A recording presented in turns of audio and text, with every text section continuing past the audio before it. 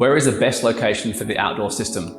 When installing an air conditioning system, the location of the outdoor condenser unit is an important consideration.